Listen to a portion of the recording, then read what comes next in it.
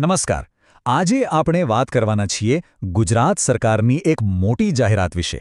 આંગણવાડી બહેનોને હાઈટેક બનાવવાની વાત છે. પણ આનો ખરો મતલબ શું? શું આનાથી એમનું કામ સહેલું થશે? ચાલો, આ આખી યોજનાને જરા ઊંડાણથી સમજીએ. પહેલું, આ હાઈટેક બનવાનો મતલબ શું છે? બીજું, સરકારને અચાનક આની જરૂર કેમ પડી? ત્રીજું, આ ફોન મળશે કેવી રીતે? અને હા, આનાથી ફાયદો શું થશે? અને છેલ્લે, એ સવાલ જે બધા પૂછી રહ્યા છે, પગાર વધારાનું શું? ચાલો તો સૌથી પહેલા મુદ્દા પર જઈએ. આંગણવાડી બહેનો હાઈટેક બનશે એનો અર્થ શું? જુઓ, આ વાત ખાલી એક નવો ફોન આપવા પૂરતી નથી. સવાલ એ થાય કે આ નિર્ણય અત્યારે જ કેમ? આની પાછળ શું કારણ હોઈ શકે? ચાલો એ સમજીએ. આ નિર્ણય પાછળ બે મુખ્ય કારણો છે. જાણે એક સિક્કાની બે બાજુ. એક તરફ છે આંગણવાડી બહેનોની માંગ.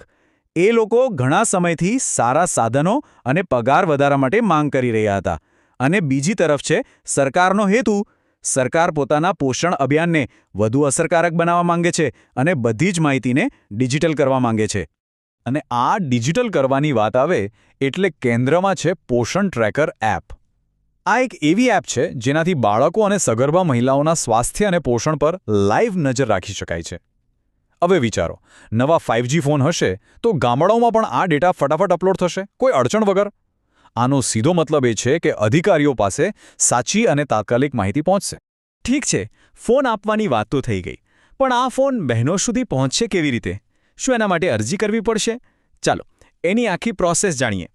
સરકારે એકદમ સરળ અને પારદર્શક સિસ્ટમ બનાવી છે. જુઓ, 3 સ્ટેપ છે. પહેલું, ફોન સીધા ICDS સેન્ટર પર આવશે. બીજું, જ્યારે બહેનો ફોન લેવા જશે ત્યારે એમનો ફોટો અને OTPથી વેરિફિકેશન થશે, જેથી ફોન સાચા હાથમાં જ જાય. અને ત્રીજું, આ આખી ડિલિવરીની નોંધણી સરકારના EHRMS પોર્ટલ પર થશે, એટલે કોઈ ગડબડને સ્થાન જ નહીં. અને સૌથી મહત્વની વાત, આંગણવાડી બહેનોએ આ માટે ક્યાંય ધક્કા ખાવાની કે લાંબી લચક અરજીઓ કરવાની જરૂર નથી. બધું જ કામ ICDS કચેરીઓ દ્વારા સીધું જ થઈ જશે. ઓકે, તો ફોન મળી જશે, બધું પણ મળશે. પણ આનાથી ખરેખર જમીન પર શું બદલાશે? આની અસર શું થશે? આના ફાયદા ઘણા છે. પહેલું તો બહેનોનું કામ ફટાફટ થશે. રિપોર્ટિંગ સરળ બનશે એટલે એમનો સમય બચશે. એ બચેલો સમય તેઓ બાળકો અને સગર્ભા મહિલાઓની દેખરેખ પાછળ વધુ સારી રીતે આપી શકશે. આને કહેવાય ડિજિટલ સશક્તિકરણ. અને આ બધાનો અંતિમ ફાયદો કોને?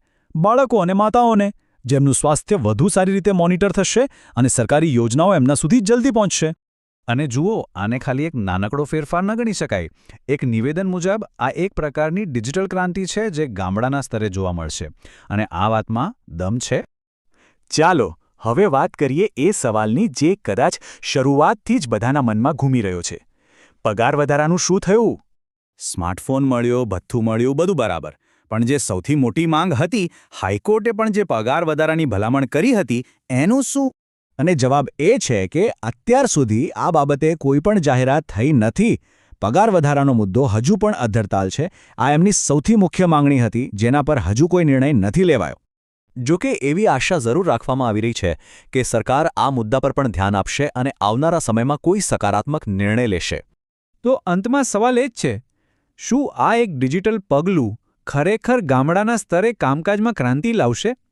અને શું આ એક શરૂઆત છે જેના પછી બહેનોની પગાર વધારા જેવી બીજી માંગણીઓ પણ સંતોષાશે?